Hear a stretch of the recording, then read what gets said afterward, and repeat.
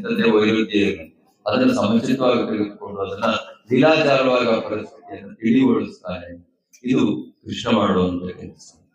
ಶಿವನ ಕೆಲಸ ಏನು ಅಂತ ಹೇಳಿದ್ರೆ, ನೀವು ಅವನಿಗೆ ಕೆಟ್ಟತನ ಮಾಡಿದ್ರು, ಅವನಿಗೆ ಕೆಟ್ಟತನ ಬಯಸಿದ್ರು ಅವನಿಗೆ ಒಳ್ಳೆಯದೇನೆ ಬಯಸ್ತಾನೆ. ಮಂಗಳಕಾರಕ ಯಾರು? ಶಿವ. ಹಾಗೆ ಪ್ರತಿ ಒಂದು ದೇವರು ಕೂಡ ಒಂದೊಂದು ವ್ಯಕ್ತಿತ್ವ. ಗಣೇಶನ ಹೋದ್ರೆ ಗಣೇಶ ಇಡೀ ಬ್ರಹ್ಮಾಂಡದ ಅಸ್ತಿತ್ವವೇ ನಮ್ಮ ತಂದೆ ತಾಯಿಗಳ ಪಾದದಲ್ಲಿದೆ ಅಂತ ಹೇಳಿ ನಮ್ಮೆಲ್ಲರಿಗೂ ತೋರಿಸ್ಕೊಟ್ಟು ಒಂದು ಗಣೇಶ. ಅದೇ ತಂದೆ ತಾಯಿಗಳನ್ನ ದೇವರಿಗೆ ಹೆಚ್ಚಿನ ಸ್ಥಾನದಲ್ಲಿಟ್ಟು ನಾವು ನೋಡ್ಬೇಕು, ಅವ್ರನ್ನ ಗೌರವಿಸ್ಬೇಕು, ಪ್ರೀತಿಸ್ಬೇಕು. ಅವ್ರನ್ನ ನಾವು ಗೌರವಿಸಿದ್ರೆ, ಪ್ರೀತಿಸಿದ್ರೆ, ಉಚ್ಚರಿಸಿದ್ರೆ ಅದು ಭಗವಂತನ ಕಲ್ಪತೆ ಅನ್ನುವಂತ ಭಾವನೆಯನ್ನ ನಮ್ಗೆ ತೋರಿಸ್ಕೊಟ್ಟವನು ಗಣೇಶ. ಹಾಗಾಗಿ ಎಲ್ಲ ದೇವರುಗಳು ಕೂಡ ಅವ್ರದೇ ಆದ ಒಂದು ವಿಶೇಷವಾದ ವ್ಯಕ್ತಿತ್ವ ಇದೆ. ಆ ವ್ಯಕ್ತಿತ್ವವನ್ನು ಅಧ್ಯಯನ ಮಾಡಿ ತಿಳ್ಕೊಂಡು ಅದರಲ್ಲಿ ಏನಾದ್ರು ಒಂದು ಸಣ್ಣ ಪುಟ್ಟ ಅಂಶಗಳನ್ನ ನಮ್ಮ ಜೀವನದಲ್ಲಿ ನಾವು ಅಳವಡಿಸ್ಕೊಂಡಿದ್ದೆ ಆದ್ರೆ ಅದು ನಿಜವಾದ ಪೂಜೆ ಆಗ್ತದೆ. ಹಾಗಾಗಿ ಅವರವರು ಕೇಳಿದ ರೀತಿಯಲ್ಲಿ ಭಗವಂತನ ನಾವು ಹೋಲಿಕೆ ಮಾಡ್ಕೊಳ್ತೀವಿ. ನಮ್ಮ ಕಲ್ಪನೆಗೆ ನಿರುಕ್ತಿ ಇರುವಂತ ಒಂದು ದೊಡ್ಡ ಶಕ್ತಿ ಅದು ದೇವರು ಅಂತ ನಾವು ಯಾವ ರೀತಿಯೂ ಕಲ್ಪನೆ ಮಾಡಕ್ ಆಗೋದಿಲ್ಲ. ಆನೆಯ ಕುರುಡರಿಗೆ ನಾವು ತೋರಿಸಿ ನೀವು ವರ್ಣನೆ ಮಾಡಕ್ಕೂ ಹಾಗೆ ಅಂತ ಹೇಳಿದ್ರೆ ಅವನಿಗೆ ಏನೇನು ಅನಿಸ್ತದೋ ಅದನ್ನ ಹೇಳ್ತಾನೆ. ಹಾಗೆ ನಮ್ಮ ಪರಿಸ್ಥಿತಿ ಕೂಡ ನಾವೆಲ್ಲರೂ ಭಗವಂತನ ಕರುಣೆಯಿಂದ ಅವನ ಪ್ರೀತಿಗೆ ಕಾತರಿಸಿ ಬದುಕ್ತಾ ಇರುವಂತವ್ರು. ಯಾವಾಗ ಬೇಕಾದ್ರೂ ಅವನು ಕರೆದು ಹೋಗ್ತಾ ಇರೋದು. ನಿತ್ಯಾನಿ ಶರೀರಾಣಿ ಯುಗೋ ನೈವ ಶಾಶ್ವತ. ಯಾವುದು ಶಾಶ್ವತ ಅಲ್ಲ. ನೀವು ರಾಷ್ಟ್ರಪತಿಗಳಾಗಿ, ಸ್ವಾಮಿಗಳಾಗಿ, ಮುಖಂಡರಾಗಿ ಯಾರು ಶಾಶ್ವತ ಅಲ್ಲ.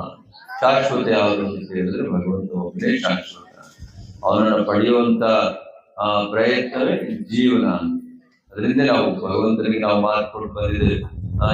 ಎಲ್ಲರಲ್ಲೂ ಕೂಡ ನಿನ್ನನ್ನೇ ಕಾಣ್ತೀವಿ, ಧ್ಯಾನಿಸ್ತೀವಿ, ಪ್ರೀತಿಸ್ತೀವಿ, ಭಜಿಸ್ತೀವಿ, ಪಠಿಸ್ತೀವಿ, ಕೊನೆಗೆ ನಿನ್ನನ್ನೇ ಹೊಂದುವಂತ ಅಮೇಧ್ಯ ಸಂಕಲ್ಪದೊಂದಿಗೆ ನಾವು ಬದುಕ್ತೀವಿ ಹಾಗೆ ಅಂತ ಹೇಳಿ ಭಗವಂತನಿಗೆ ಮಾತು ಕೊಟ್ಟು ಬಂದಿದೆ. ಅದೊಂದನ್ನು ಬಿಟ್ಟು ಎಲ್ಲವನ್ನು ಮಾಡ್ತಾ ಇದ್ವು. ಅದರಿಂದ ನಮ್ಗೆ ದುಃಖ, ದುರ್ಮಾನ, ರೋಗ, ರುಜಿನ ಇವೆಲ್ಲ ಒಂದ್ಸರಿ ಭಗವಂತನ ಕಡೆ ಮುಖ ಮಾಡಿಬಿಟ್ರೆ, ಹೇಗೆ ಆಂಜನೇಯನ ಕೆಳ ಕುಂಬಿಸಿದ್ರು, ಅವನು ಭಗವಂತನ ಕಡೆ ಮುಖ ಮಾಡಿಬಿಟ್ಟ. ಹಾಗಾಗಿ ಜಗತ್ತು ರಾಮನಿಗಿಂತ ಜಾಸ್ತಿ ಆಂಜನೇಯನ ಪೂಜಿಸಲಿಕ್ಕೆ ಶುರುವಾಯಿತು. ಈಶ್ವರನ ಎದುರಿಗೆ ಬಸವಣ್ಣ ಎಷ್ಟು ಚೆನ್ನಾಗಿ ಈಶ್ವರನ ನೋಡ್ತಾ ಇದ್ದಾನೆ. ಆ ಈಶ್ವರನ ನೋಡೋದ್ರಿಂದ ಅವನಿಗೂ ಪೂಜೆ, ಈಶ್ವರನಿಗೂ ಪೂಜೆ. ನೈವೇದ್ಯ ಅವನಿಗೆ ಕೊಟ್ಟು ಆಮೇಲೆ ಈಶ್ವರನಿಗೆ ಕೊಡ್ತಾರೆ.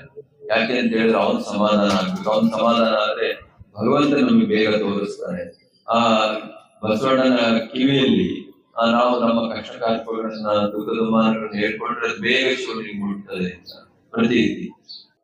ನಮ್ಗೆಲ್ಲರಿಗೂ ಗೊತ್ತಿದ್ದಂಗೆ ಈ ಒಂದು ಶ್ರೀರಾಮ ದೇವಸ್ಥಾನ ತುಂಬಾ ಹಳೆಯದು. ಈ ಒಂದು ದೇವಸ್ಥಾನ ಅಂತ ಯಾರಾದ್ರೂ ರೋಡಲ್ಲಿ ಹೋಗ್ಬೇಕಾದ್ರೆ ನೋಡಿದ್ರೆ ಅದು ದೇವಸ್ಥಾನ ರೀತಿ ಕಾಣ್ತಾ ಇರಲಿಲ್ಲ. ಒಂದು ರೂಮ್ ನಲ್ಲಿ ಒಂದು ವಿಗ್ರಹವನ್ನ ಇಟ್ಟು ಒಂದು ಪೂಜೆಯನ್ನ ಮಾಡ್ಕೊಂಡು ಬಂದಿದ್ದಾರೆ. ಎಲ್ಲರೂ ನೋಡಿರ್ತೀರ ಅಂತ ನಾನಾದ್ರೂ ಭಾವಿಸ್ತೇನೆ. ಅದೇ ರೀತಿ ಇವತ್ತು ಈ ಒಂದು ದೇವಸ್ಥಾನ ಏನು ಶುರುವಾದಾಗಿಂದ ಸಾಕಷ್ಟು ನಾನು ಈಗ ತಮ್ಗೆಲ್ಲರಿಗೂ ಗೊತ್ತು, ಏನು ಶ್ರೀರಾಮ ದೇವಸ್ಥಾನ ಅಯೋಧ್ಯೆಯಲ್ಲಿ ಅದೊಂದು ಪ್ರತಿಷ್ಠಾಪನೆ ಆಗ್ಬೇಕಾದ್ರೆ ಎಷ್ಟು ದಶಕಗಳ ಕಾಲ ಎಲ್ಲರೂ ಹೋರಾಡಿ ಈ ಸಂದರ್ಭದಲ್ಲಿ ಎಲ್ಲರೂ ಕೂಡ ಸಾಕಷ್ಟು ಅಡೆತಡೆಗಳೆಲ್ಲ ಮುಗಿಸಿ ಇವತ್ತು ಪ್ರತಿಷ್ಠಾಪನೆ ಆಗಿದೆ. ನಾವು ಕೂಡ ಸುಲಭವಾಗಿ ಆಗುತ್ತೆ ಅಂತ ಅನ್ಕೊಂಡಿದ್ವಿ. ಇಲ್ಲೂ ಕೂಡ ಶ್ರೀರಾಮ ದೇವಸ್ಥಾನ ಅಂದ್ರೆ ಅಷ್ಟು ಸುಲಭವಾಗಿ ಪ್ರತಿಷ್ಠಾಪನೆಗೊಳ್ಳಲ್ಲ. ಸಾಕಷ್ಟು ಇಲ್ಲೂ ಕೂಡ ಅಡೆತಡೆಗಳನ್ನ ಮೀರಿ ಇವತ್ತು ಪ್ರತಿಷ್ಠಾಪನೆ ಕಾರ್ಯ ಇವತ್ತು ಆಗಿದೆ. ಈ ಸಂದರ್ಭದಲ್ಲಿ ನಾನು ಪರಮ ಪೂಜ್ಯರಲ್ಲಿ ಕೇಳ್ಕೊಳ್ಳೋದೇನಂತ ಹೇಳಿದ್ರೆ, ಈ ವರ್ಷದಲ್ಲಿ ನಾವು ತುಂಬಾ ಮಳೆ ಅಭಾವದಿಂದಾಗಿ ಸಾಕಷ್ಟು ಬೋರ್ಗಳು ಇವತ್ತು ಬರ್ತಿದ್ ನೀರು ನಾಳೆ ಬರ್ತಾ ಇರೋ ರೀತಿ ಆಗಿದೆ. ಹಾಗಾಗಿ ಈ ಸಲ ಮದ್ದೂರ್ಗೆ ಏನಾದ್ರು ಹೇಮಾವತಿ ನೀರು ಬರಲಿಲ್ಲ ಅಂದ್ರೆ ಕುಡಿಯಕ್ಕೂ ಕೂಡ ನೀರಿಗೆ ತುಂಬಾ ಹಾಹಾಕಾರವಾದಂತ ಪರಿಸ್ಥಿತಿ ನಮ್ಮ ಭಾರತದಲ್ಲಿ ಇವತ್ತು ಉಲ್ಬಣಗೊಂಡಿದೆ. ಆದ್ರಿಂದ ಪರಮ ಪೂಜ್ಯರು ಸರ್ಕಾರದ ಮಟ್ಟದಲ್ಲಿ ಮಾತಾಡಿ ಯಾವ್ದಾದ್ರು ಮಾಡಿ ನಮ್ಗೆ ಮದ್ದೂರ್ ಕೆರೆಗೆ ಒಂದು ಹೇಮಾವತಿ ನೀರನ್ನ ತುಂಬಿಸಿದ್ರೆ ನಮ್ಮ ಭಾಗದಲ್ಲಿ ಬೇಸಿಗೆವರೆಗೂ ಅಟ್ಲೀಸ್ಟ್ ಕುಡಿಯೋದಕ್ಕಾದ್ರೂ ನೀರು ಸಿಗುತ್ತೆ. ಇಲ್ಲ ಜಾನುವಾರುಗಳು ಕೂಡ ನೀರಿಗೆ ಪರದಾಡುವಂತ ಪರಿಸ್ಥಿತಿ ನಿರ್ಮಾಣ ಆಗುತ್ತೆ.